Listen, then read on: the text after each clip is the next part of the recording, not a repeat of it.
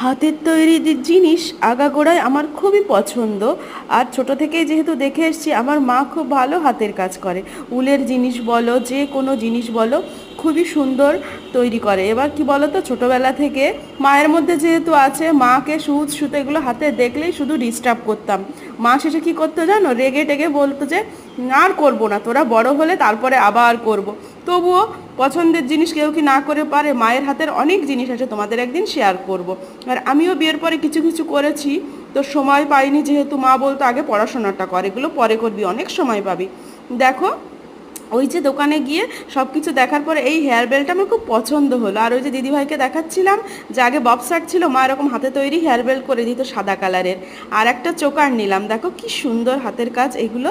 এগুলো খুব আর এর সঙ্গে কিন্তু ইয়াররিংও নিয়েছি ম্যাচিং করে করে। আর হেয়ার বেল্টটা আমার সব থেকে পছন্দ হয়েছিল।